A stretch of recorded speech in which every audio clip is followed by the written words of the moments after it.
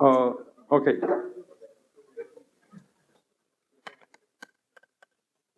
I don't know if I got these on right, but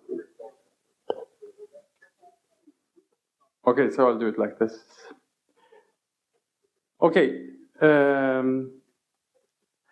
My name is Matthias Svala, and I work as a backend developer at the Gothenburg Spotify office, and I've been with Spotify since about 2 years now. Okay. So what I will talk to you about today is a little bit of how we're organized and a little bit of how our architecture works, but mostly I will talk about how we build services or things that I think are important when building our services. And I think this is going to be my view on things, and it's very possible that not everyone at Spotify agrees with me. There were a lot of engineers and a lot of engineers with strong opinions on things. Okay, so organization. This is a picture of how the tech department is organized at Spotify.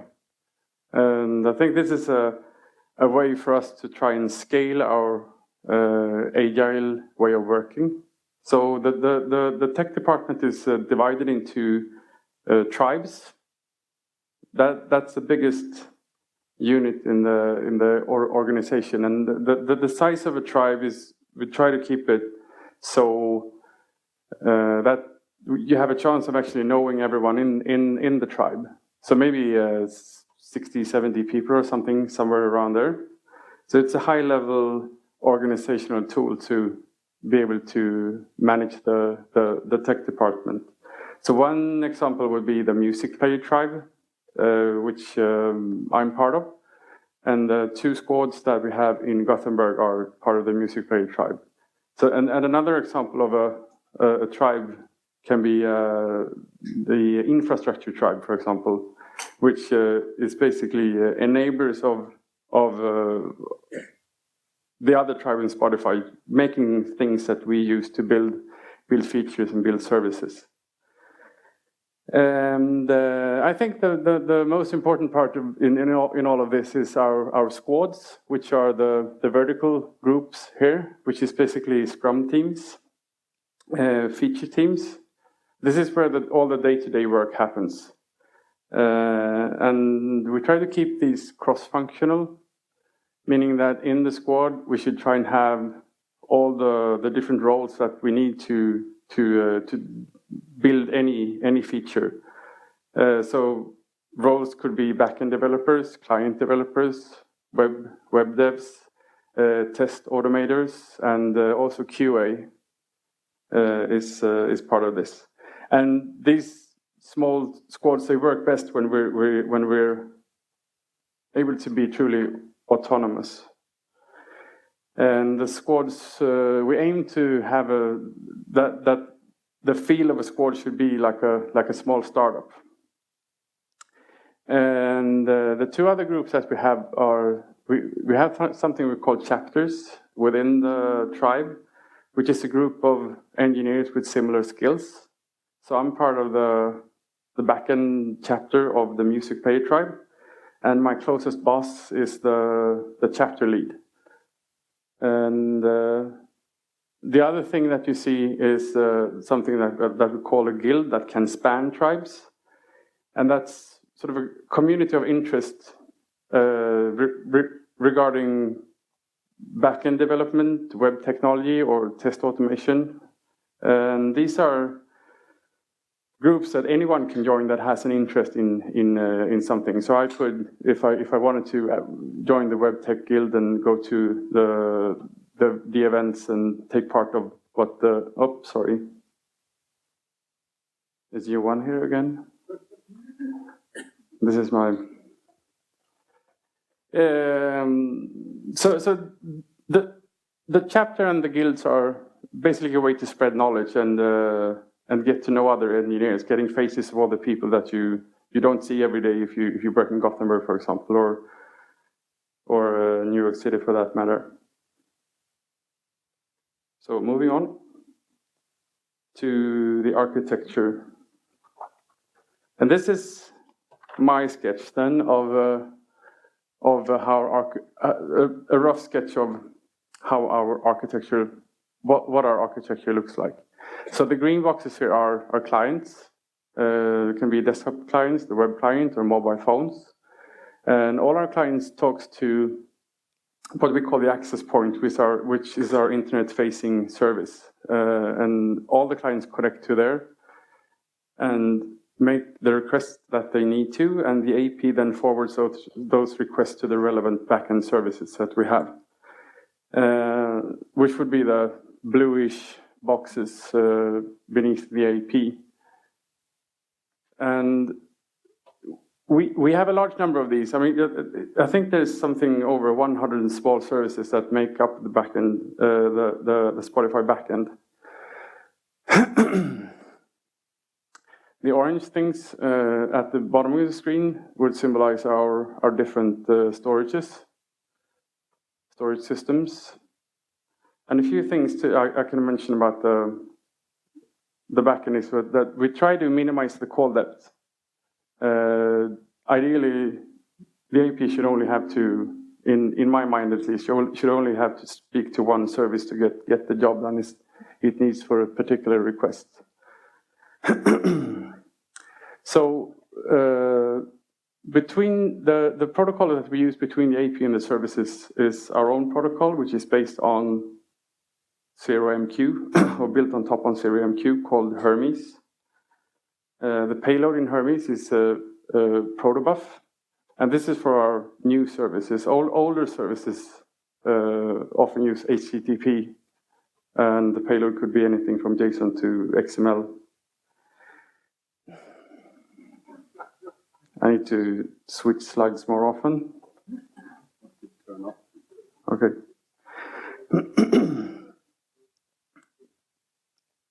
So a few examples of the services that we have could be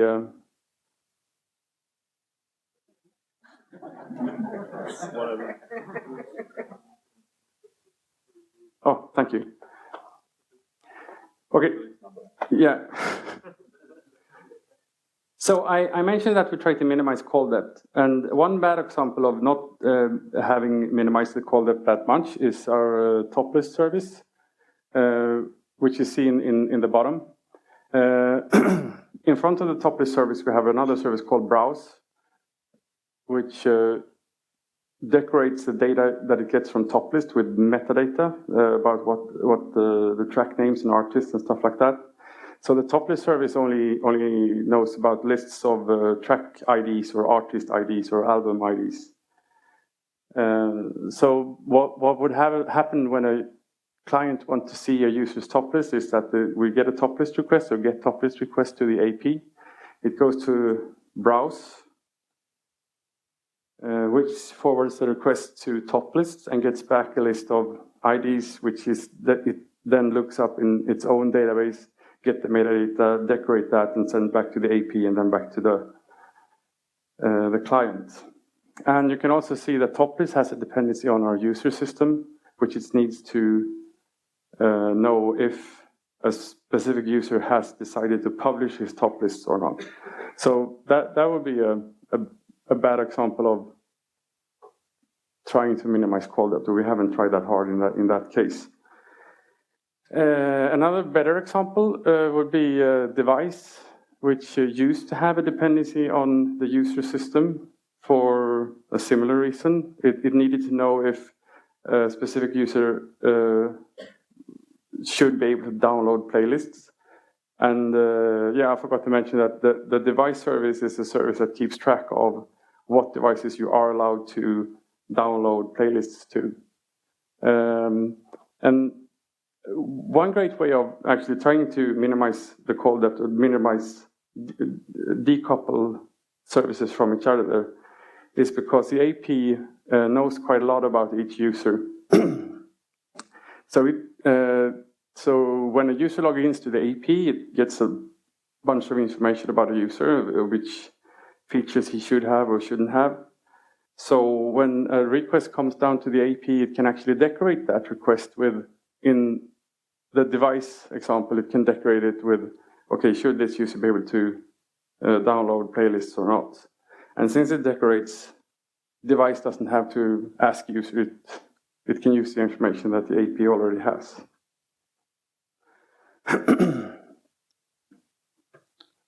Okay. So, moving to the main part of my talk is going to be talking about how we build stuff, and this might be sort of a Gothenburg slanted view of how we do things, but I think it's going to be applicable for large parts of our backend systems. So I think perhaps the most important thing when we build services is trying to managing the complexity that arises. And simple services are really the key. Trying to keep the code base small and keep the code base easy to understand. When we have small decoupled services and things start to break, it's it's much easier to reason about a small service than a bigger, perhaps monolithic service. And it also makes it easier to scale things for us. And also, I think the interesting problems that arise aren't really the things that happens in one service. It would be interactions between services and the weird behavior that comes with scale. And also a lot of what we do, I think, is grounded in the Unix philosophy, which aims to build short, simple, and modular code. And Eric S. Raymond has written a book called The Art of Unix Programming that probably a lot of you have heard about or read. And in it, he has 17 rules that he sort of uses to trying to define the Unix philosophy.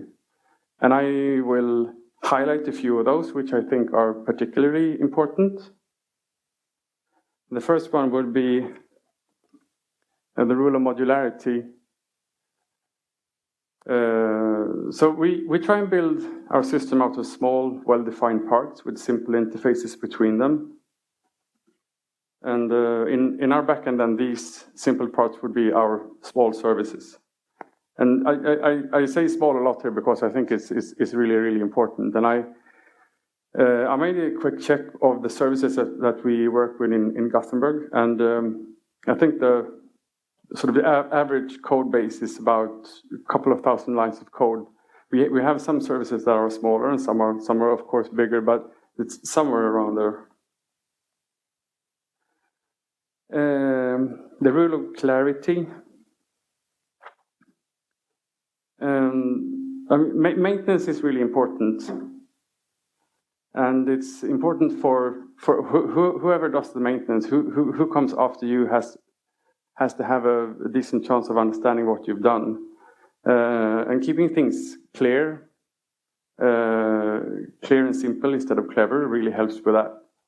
And this person that actually is going to do the maintenance might actually be you in a couple of months. If you're anything like me and forgetting details about code that you've written after a few months. The rule of simplicity might actually, in my mind, be the most important. So keeping things simple as you can, and don't add complexity, or I would say only add complexity when you must. And we try to have the discipline only to add stuff when we absolutely have to. And that means sort of nice to haves is something that we try and avoid. In my mind, nice to haves is things that really often doesn't get used and might only add complexity to your code. So you end up paying for nice to haves and not really getting paid for them by them. And I would say we're trying to be really aggressive with this and cutting complexity wherever we can. And another thing related to this is this might not be what, I would say that before I came to Spotify, this might not be what I thought was the case, but avoiding reusing services really helps. There might be that you have 2 services or 1 service, and then you want to add another piece of functionality. And at first glance, it might seem that, okay, we have this and we have that other service, can't we just put it in there? And I would say that most of the time, it really warrants to build a new service. Things aren't that similar, so that you really can put new things into an existing service. And you always have the risk of things diverging further in the future. And when things have diverged that far, it might be harder than it would be from the start to just do 2 services instead of splitting one. But this isn't saying that we don't reuse things. So I would say that we reuse code by putting them in libraries, having building blocks that you then build your services of. And I can give you a few examples of what I mean by this. And we've always had basics. We've always had basic search in the Spotify client, typing in text and then getting a list of tracks or artists that you're interested in. And about 2 years ago, it was time to develop a search, type ahead search thing where you type in stuff and then you get below your search box, you would get things that matches what you've typed so far. And, okay, I'm not that quick. So, what we did first was to try and say that, okay, so we have the search service, we should put search suggest in there. And we did that at first, but then we realized that this wasn't perhaps such a good thing, because the different features aren't that similar. Search, from the beginning, it has sort of, you can type in a fairly complex, or fairly complex search query with Boolean operators and stuff like that. Search suggest is basically just a prefix matching on our search index. They also have different performance requirements. The search suggest would have a much higher dependency on low latency of your request to get a good feedback when you type your stuff in. So that was, unfortunately, we saw that quite early. So we never, I think we made an attempt to put it in the search service, but then we decided, so, no, this should be 2 different services. And now today they're quite different beasts. Another example is our playlist system, which has unfortunately been used for a few things that maybe shouldn't have been put in the playlist system. So things that in our world were a list of URIs have a few times been put in the playlist system, even though they could have been living in a much simpler service. And 2 examples would be your starred tracks, which is basically a set of URIs, or the inbox in the desktop client, where you can get stuff sent to you by other Spotify users. So those 2 are they don't really need all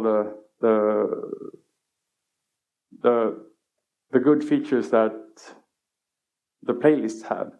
Playlists are basically a list of URIs, but they're also an editable list of URIs where you can reorder stuff and things like that. And Start and the inbox just doesn't need that. So that was perhaps not the best thing to do, and I think we're paying for that now. But we also have some ways of work being done to sort of get out of that situation. Okay. And a few words about the languages and infrastructure that we have at our disposal when building stuff. First, when basic things like building and deploying, we do a lot of code review using Gerrit. And this is really good since it serves to spread a lot of knowledge about the code and also raises quality. At least in Gothenburg, we don't do a lot of pair programming, for example. So a lot of the good stuff about pair programming we can get by doing a lot of code review. Pardon? 5. Okay, good. So for each commit that we push to Gerrit, we also run all the tests, build the software, build packages, so we get Debian package out of it. And that helps if we are good at making Debian packages and setting up all the dependencies. It's going to help us enormously when trying to install software. So what freedoms you have? I think you have a lot of freedom in methods and solutions. And we tend to choose proven, boring technology instead of new, exciting ones. By doing so, we can sort of treat the technology that we use more as a black box, which we don't have to know everything under the hood in being able to use it. The link down here is a link to an article written by a Spotify veteran called Björn Edström, which explains this in some more detail. And it's a really good article, and I think I recommend reading it. I will try and, I don't know if we're going to be able to put these slides up somewhere so you can use the link later on. So what languages that we use are Java and Python. That's a bit of simplifying things a bit, but mainly Java and Python. And it used to be that we chose Python first, and if you needed to, you could use Java.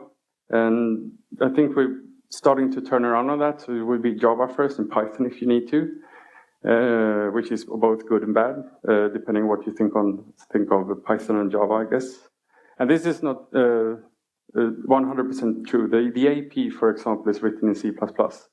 And I think we also have at least one core service written in C. So we have tried other programming languages, but they haven't really worked out for us. So when it comes to storage, we try to use our best option from a carefully selected list of options. And there are basically 3 different types here. And Postgres is what we use for mutable storage. We also use Cassandra more and more for mutable storage, and especially services with a high write load. And also services that need to be multi-site across our data centers. A third class of services that we use are services that serve static data, and browse service and top list that I mentioned before are 2 of those. So we basically generate data and then distribute that data on periodically. But when the service is running, it sort of serves that steady state data. And for that, we use read-only key value stores. For example, Tokyo Cabinet, or our own Sparky, which is a key value store optimized for reads. And I actually think that at some point it's going to be open sourced.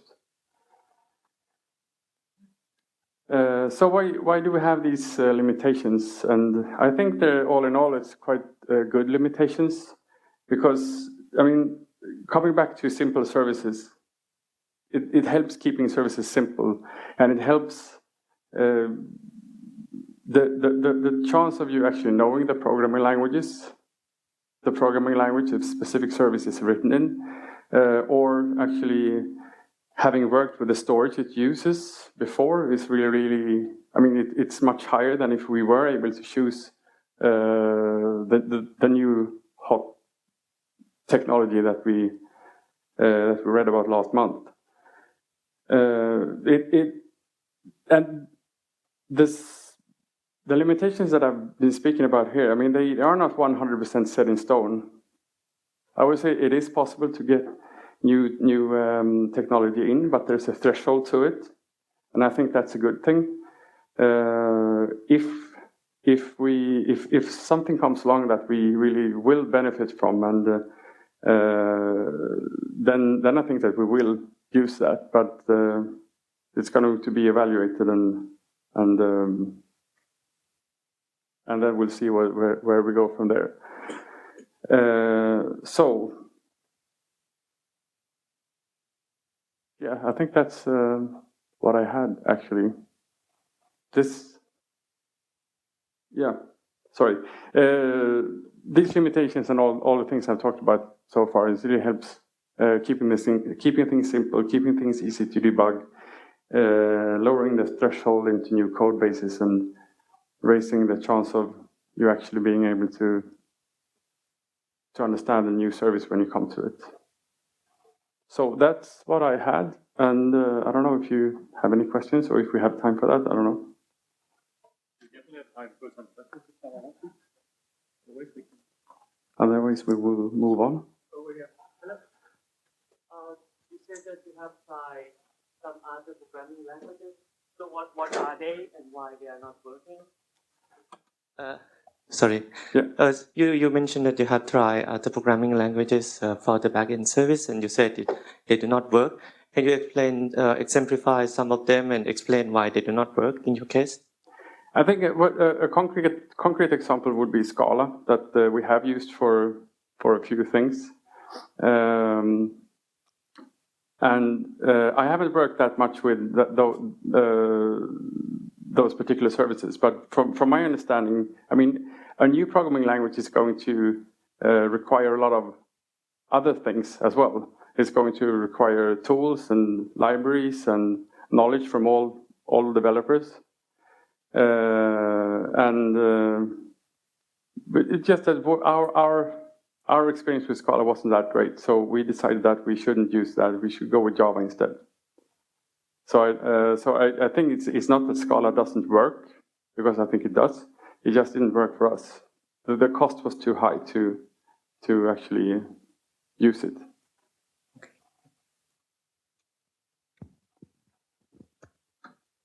Okay. What do you prefer developer tools, like a Macintosh or with a PC, or you do backend? Do you sit and try it on your local version and then deploy and start it?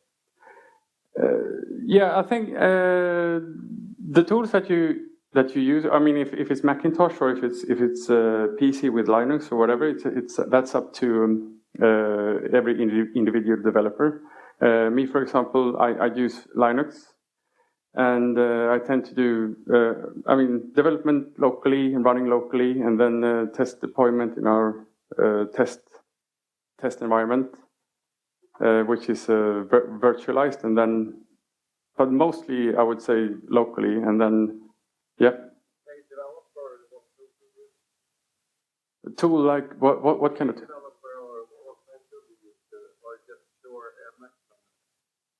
Yeah, me personally, Emacs. That's yeah. For Java, Eclipse. So I guess it's basically, you know, text editors and whatever. And Java, I think most people use Eclipse. Okay, yeah. Okay. Thank you very much.